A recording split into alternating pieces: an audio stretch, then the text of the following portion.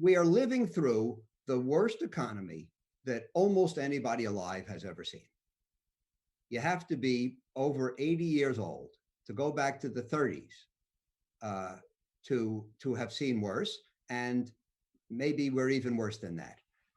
It's believed that the unemployment rate will hit a higher level than was achieved in the Great Depression.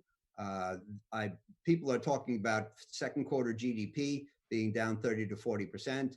As far as we know, I mean, there aren't good quarterly records, but as far as we know, there's never been a quarterly decline in GDP to that extent. So we're in the worst economic environment, let's say ever. And you would think that that would bring on the greatest distress ever. It may not happen because of the Fed and government action. I think we'll still have a very substantial distress episode.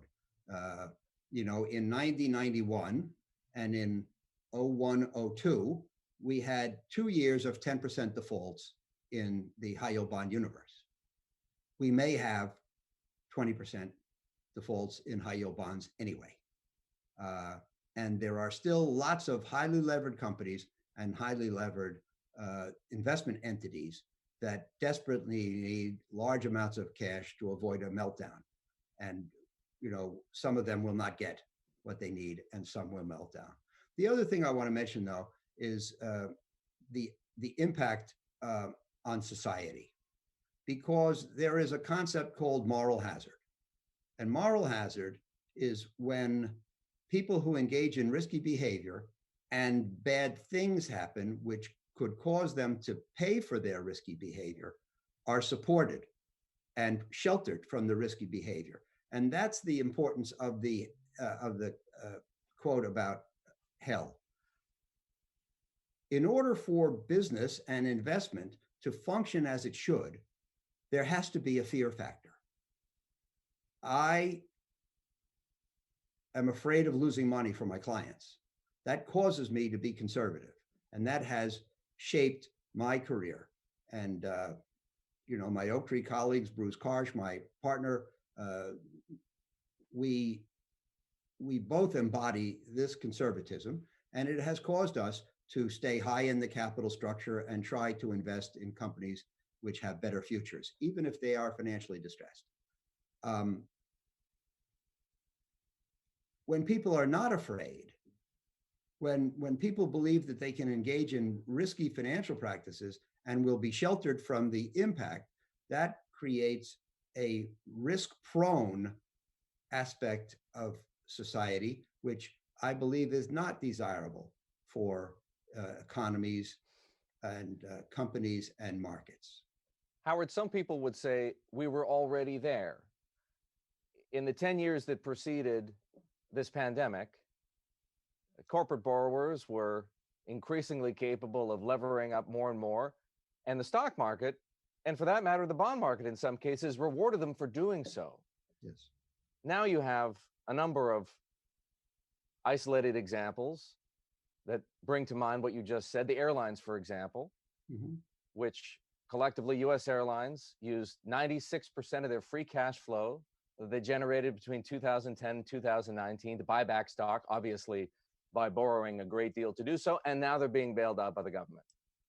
Now that may be isolated to the airlines, but it kind of addresses the point you're trying to make. If that's where we are, and if that's where we're going to be after the crisis of this pandemic is over, Howard, and financial markets and society and the economy return to something more akin to normal, what does that mean? If there is no punishment for bad behavior, for recklessness, where do we end up? You know the answer. If there's no punishment for the results of bad behavior, then bad behavior will continue and increase. The airlines did not. I don't think the airlines did the stock buybacks in the expectation that if there was an economic crash and their business went to almost zero, the government would bail them out. I mean, they may think that in the bottom of their minds, but I don't think that was part of the plan. The point is that the up part of the cycle, the economic expansion and the market rise went on too long And that tends to drive out caution and prudence. Back in the early 70s, somebody gave me the gift of telling me about the 3 stages of the bull market. The first stage, when only a few intelligent people believe there could be improvement. The second stage, when most people accept that improvement is taking place. And the third stage, when everybody and his brother believes things can only get better forever. So if you go on long enough and you reach that third stage and everybody forgets about the pain of the global financial crisis and everybody forgets about the possibility of a downturn and everybody thinks that good times will roll on forever, then you would take on more leverage, do stock buybacks, engage in risky practices. You look back, you say, well, for the last 5 years, the person who took the most risk made the most money. I'm going to join that too. This brings on this type of behavior in and of itself. And of course, it's unhealthy. And it eventually culminates in the reaching of a top and the turn down from the top.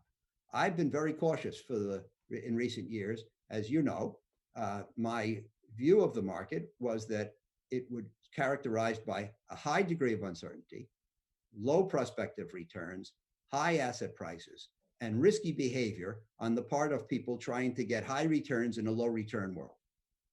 And those 4 things told me and told Oaktree that we were in a risky world. I said it for years, and I was too early. By the way, another of the great adages in our business is that being too far ahead of your time is indistinguishable from being wrong. We were too far ahead of our time. We were conservative for a good many years, but we believed that because of the conditions I enumerated, the market was vulnerable to an exogenous influence, a shock, something that would make it decline. Now, what people said to me is that people were not crazy. They were not euphoric. They weren't out of their minds.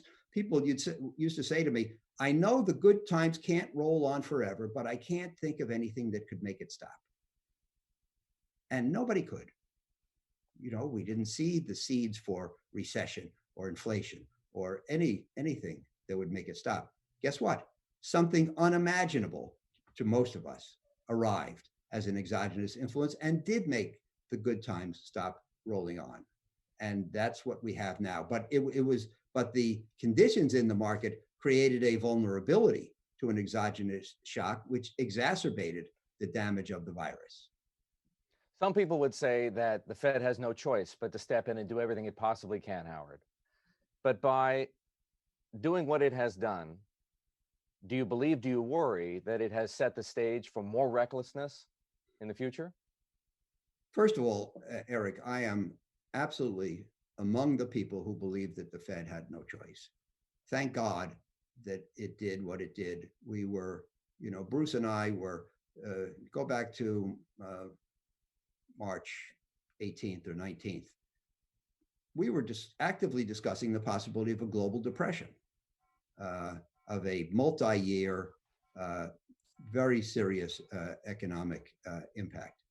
And the Fed and Treasury and other central bank actions have, we believe, prevented this. And nobody's talking about global depression anymore. So I'm absolutely among those people. But it's very important to note that just because something has unforeseeable negative consequences, that doesn't mean it was a mistake.